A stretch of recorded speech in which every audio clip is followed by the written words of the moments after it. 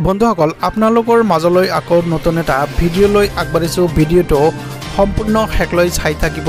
কি হিতাধিকাৰীৰ একাউণ্টত টকা সোমাব সবিস্তাৰে এই ভিডিঅ'ৰ জৰিয়তে আপোনালোকক দেখাবলৈ চেষ্টা কৰিম। আপোনালোকে ভিডিঅ'টো সম্পূৰ্ণ শেষলৈ চাই থাকিব।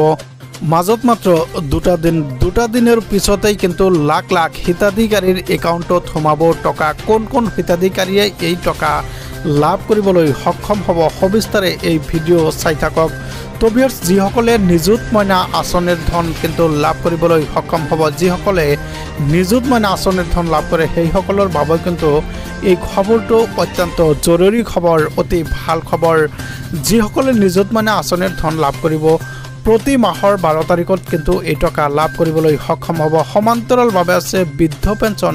হ'ল খবৰ, বৃদ্ধ পেঞ্চন আঁচনিৰ ধনো কিন্তু মাজত মাত্ৰ 2 দিনৰ পিছতেই কিন্তু নিজৰ একাউণ্টত লাভ কৰিবলৈ সক্ষম হ'ব। লাখ লাখ লোকৰ বাবে আছে এক ভাল খবৰ, এক গুৰুত্বপূৰ্ণ খবৰ। যিসকল বিধৱা পেঞ্চন আঁচনিৰ ধন লাভ কৰে সেইসকলৰ বাবেও কিন্তু এই ভাল খবৰ। সেই বিধৱা পেঞ্চন আঁচনিৰ ধনো কিন্তু মাজত মাত্ৰ 2 দিনৰ পিছতেই কিন্তু নিজৰ একাউণ্টত লাভ কৰিবলৈ সক্ষম হ'ব। সমান্তৰালভাৱে আছে অৰুণোদয় আঁচনিৰ ধন। যিসকলে অৰুণোদয় আঁচনিৰ ধন লাভ কৰে সেইসকলৰ বাবেও অত্যন্ত ভাল খবৰ, কিয়নো মাজত মাত্ৰ 2 দিনৰ পিছতেই কিন্তু সেই অৰুণোদয় আঁচনিৰ ধন কিন্তু নিজৰ একাউণ্টত লাভ কৰিবলৈ সক্ষম হ'ব।